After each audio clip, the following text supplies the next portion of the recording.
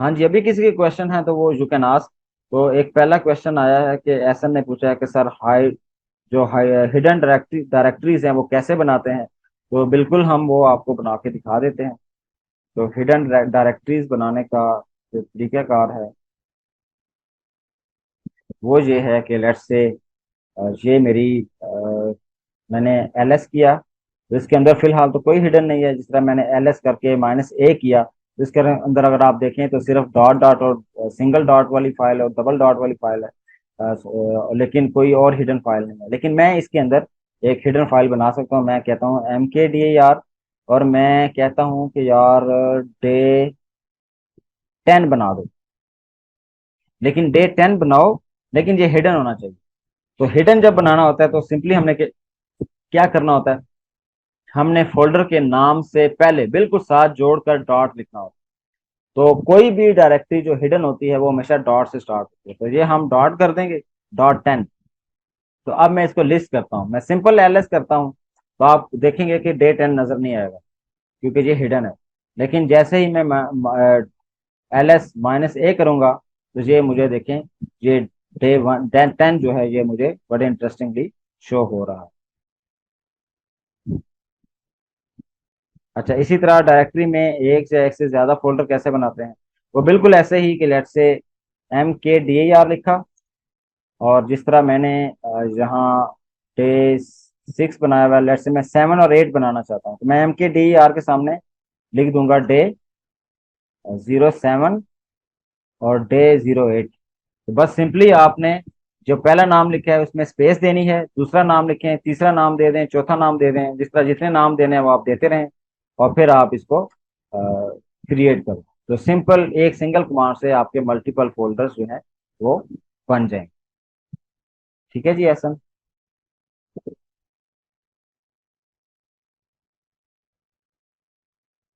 अभी और किसी का क्वेश्चन हो तो यू कैन आस्क।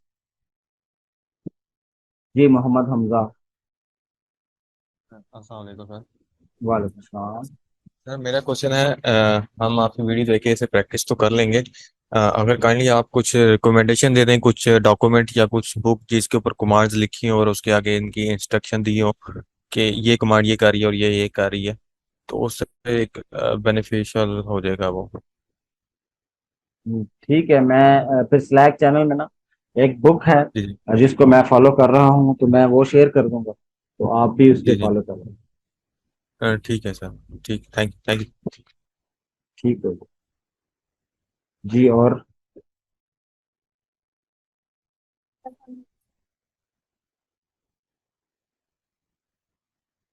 आवाज नहीं आ रही मिनाहल आप।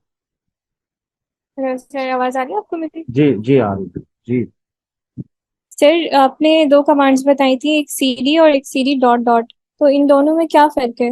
क्योंकि दोनों जब आप रन कर रहे थे तो काम तो एक ही कर रहे थे। अच्छा, अगर ये देखें ना, अगर मैं कहता हूँ ना CD डॉट डॉट, तो इसका मतलब है, अगर आप गौर करें तो CD से पहले मैं ये PWD करता हूँ। और अगर आप गौर करें तो मेरी इस टाइम करंट वर्किंग डायरेक्टरी कौन सी है, असद के अंदर डेव ऑप्स का बूट कैंप का फोल्डर। तो मैं अगर CD डॉट डॉट करूँ ना, तो ये हम बैक वाले फोल्डर में चले जाएं, जो कि जो भी इसका बैक या पेरेंट फोल्डर होगा हम उस पे मूव कर देंगे, उधर पीछे चले जाएंगे। ठीक है, ये CD डॉट डॉट से होता है।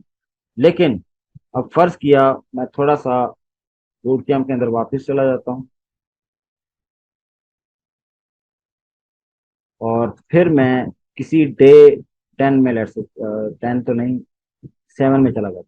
ठीक है, सॉरी, 07। अब डे 07 में चला गया, मैं PWD करता हूँ तो ये आ गया।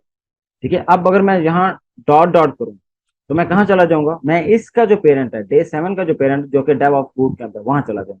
तो ये एक छोटा सा फीचर है जो कि CD डॉट डॉट से होता है, यानी कि बैक चला जाए। लेकिन अगर मैं CD करके मैं डे 1 में दोबारा, सॉरी डे 7 में दोबारा आ जाता हूँ, ठीक है, PWD मेरा कौन सा है, डे 7। अब मैं सिर्फ CD करता हूँ। ठीक है, पहले मैंने क्या किया था, डॉट डॉट लिखा, तो मैं डे 1 का जो पेरेंट फोल्डर था वहां पहुंच गया। लेकिन अब मैं सिर्फ CD करूंगा और एंटर प्रेस करूंगा तो देखें, अब PWD करने से मैं कहाँ चला गया हूँ, मैं बिल्कुल जो यूजर का होम फोल्डर है मैं वहां पहुंच गया हूं। ठीक है, असद का जो मैं जितने भी डेप्थ में एग्जिस्ट कर रहा था, अगर मैं सीडी डॉट डॉट करूंगा तो मैं एक डेप्थ पीछे आऊंगा।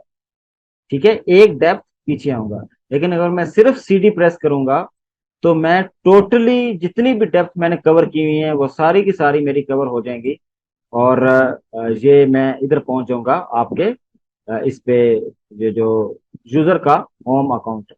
अच्छा, उमर हमें बता रहे हैं कि ये काम एक और ऑप्शन से भी हो सकता है, जिस तरह सीडी टिल्डा हम अगर यूज करें तो उससे भी पॉसिबल है। जैसे उससे भी पॉसिबल है कि हम उधर भी जा सकते हैं। मसलन मैं अभी सीडी डैश प्रेस करता हूं तो मैं डे 7 में वापस चला जाऊंगा। अब अगर यहाँ से मैं सीडी टिल्डा का सिंबल यूज करूंगा तो देखिए मैं कहाँ चला गया हूँ। और मैं जब पीडब्ल्यूडी करूंगा तो अब मैं कहाँ चला गया हूँ, मैं वापस अगेन उसी जगह जो यूजर की होम डायरेक्टरी है वहां पहुंच गया। तो बेसिकली एक ही काम करने के दो तरीके हैं, और दो तरीके कौन से हैं? यानी कि एक ही काम सीडी से भी हो सकता है एंड सीडी स्पेस टिल्डा से हो सकता है। तो ये इन दोनों का मेन पर्पस क्या है कि जो करंट लॉगिन यूजर है उसके रूट फोल्डर में पहुंच जाना। लेकिन जो सीडी है और डॉट डॉट वाली ऑप्शन, ये हमें क्या करती है, ये कहती है कि मैं एक डेप्थ या एक स्टेप पीछे लेके जाऊंगी। ये फुल स्टेप पीछे नहीं लेके जाती, ये सिंगल स्टेप पीछे लेके जाती। ठीक है जी, आई होप ये बात क्लियर हुई है। मोस्टली जब हमें रिलेटिव डायरेक्टरी का नहीं पता होता, हम लोग कहीं काफी आगे किसी फोल्डर में होते हैं, वहां से हम लोग पाथ देना चाह रहे होते हैं रूट से, तो हम लोग थिल्डा यूज करके, क्योंकि बाय डिफॉल्ट ये होम डायरेक्टरी के लिए है, तो वो यूज करके हम लोग वो बाकी rest of the path use कर लेते हैं हाँ जी, तो टिल्डा असल में उसको बेसिकली मूव करने के रिलेटिव लिए पाथ या होता कॉपी करने के लिए, जो भी है। अच्छा हमारी सोर्स डेस्टिनेशन का पाथ हो। जी, अच्छा मुझे लगता है कि हमने एक स्टेप मिस किया है, वो ये कि हमने जिक्र किया था कि हम रिलेटिव पाथ और एब्सोल्यूट पाथ का जिक्र करेंगे। वो आई थिंक रह गया है। तो वो मैं बताता चलूं कि जो रिलेटिव पाथ होता है, ठीक है, एक होता है एब्सोल्यूट पाथ और एक होता है रिलेटिव पाथ। तो ये हमें पता होना चाहिए कि ये क्या होते हैं। फर्ज करें मैं डी डैश करता हूं और ये मैं इधर पहुंच। ठीक है, अब मैंने पीडब्ल्यूडी किया और ये मुझे एक पाथ शो हो रहा है। अच्छा, ये अगर आप पाथ गौर से देखें तो ये शुरू किधर से हो रहा है, ये स्लैश से शुरू हो रहा है। स्लैश के बाद होम है, फिर ये पूरा यहाँ डे 7 तक path. This path is known as absolute path. ठीक है, this is use for absolute path. और एब्सोल्यूट पाथ की निशानी क्या है कि ये हमेशा रूट डायरेक्टरी से स्टार्ट होता है। ये जो स्लैश होता है ना, लिनक्स के अंदर जो सबसे पहला स्लैश होता है, दिस इज रूट डायरेक्टरी या रूट फोल्डर इसे कहते हैं। ये वहां से स्टार्ट होता है। तो अगर आप किसी डेप्थ के फोल्डर को का पाथ बिल्कुल रूट से मेंशन करें तो this is known as absolute path. और अगर आप कहीं दरमियान से, जिस तरह अभी उमर फारूक ने बताया कि आपको अगर फुल पाथ नहीं पता और एब्सोल्यूट पाथ नहीं देना चाहते, तो इवन के आप दरमियान में कहीं और पाथ भी मेंशन कर सकते हैं। मसलन मैं ये कहता हूँ कि भाई सीडी करना चाहता हूँ टिल्डा स्लैश CS210 में। ठीक है, अब आप देखें कि मैंने क्या किया है। मैंने टिल्डा लिखा है और /210 लिखा है। तो अब ये किसी फोल्डर में होगा, ये जिस तरह मेरे असद के फोल्डर में एग्जिस्ट कर रहा है। तो मैंने इसको एग्जैक्ट पाथ नहीं बताया कि भाई होम में स्लैश होम में जाओ, असद में जाओ और फिर उसके अंदर CS210 का फोल्डर है वहां जाओ। तो ऐसा नहीं किया, मैंने सिंपल कहा कि भाई मैं इस फोल्डर में जाना चाहता हूँ और रिलेटिव पाथ यूज करना चाहता हूँ, तुम्हें जहां भी मिल रहा है ना ये, तो बस मुझे वहां ले लो। ये मुझे फौरन उधर ले गया। तो रिलेटिव पाथ जो नॉर्मली यूज किया जाता है वो करंट वर्किंग डायरेक्टरी से उसको रेफर किया जाता है। वो करंट वर्किंग डायरेक्टरी से स्टार्ट होता है। मसलन मैं अगर CD डैश वापस जाता हूँ और यहाँ से मैं डैश डैश करके बूट कैम्प में आ जाता हूँ। ठीक है जी, तो बूट कैम्प में मेरे हैं CD, सॉरी यार, LS कर, ओके मैं फिर वापस चला गया हूँ LS करता हूँ। अब देखें अब हमें पता है कि डे 3 के अंदर जो ट्री स्ट्रक्चर में अगर हम देखें तो डे 3 के अंदर मजीद फाइल है, या डे 1 में लेट से मजीद फाइल। तो अब अगर हम डे इस असाइनमेंट 1 को रेफर करना चाहते हैं, तो असाइनमेंट 1 को कैसे रेफर कर सकते हैं? हम कह सकते हैं कि अच्छा भाई, हम चूंकि करंट वर्किंग डायरेक्टरी में हैं, तो हम लिखते हैं cd/day01/assignment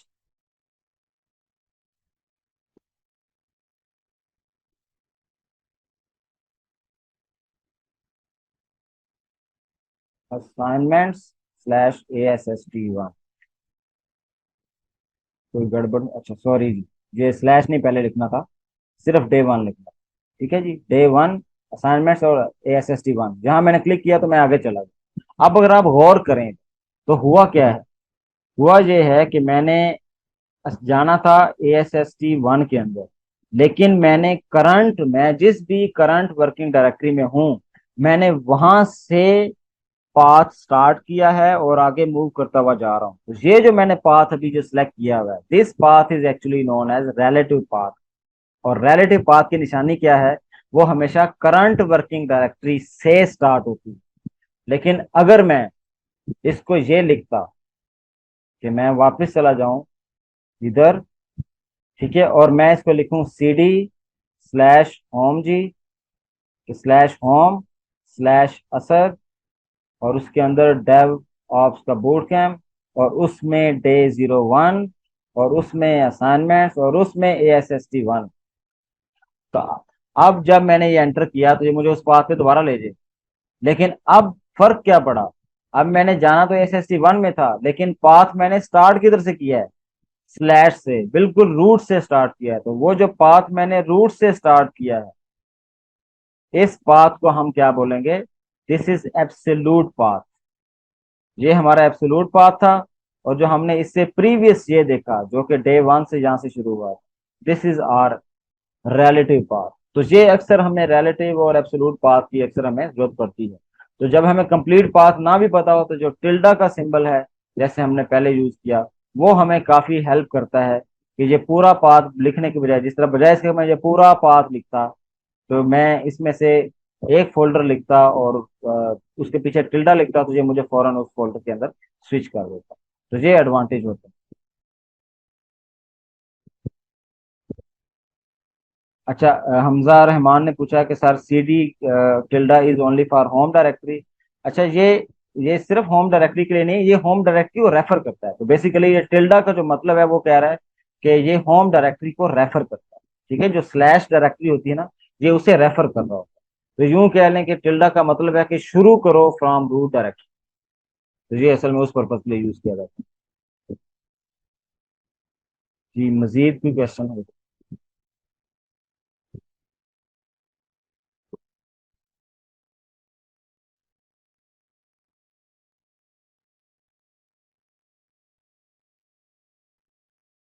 मजीद कोई क्वेश्चन है? अगर नहीं है तो फिर हम सेशन को क्लोज करते हैं।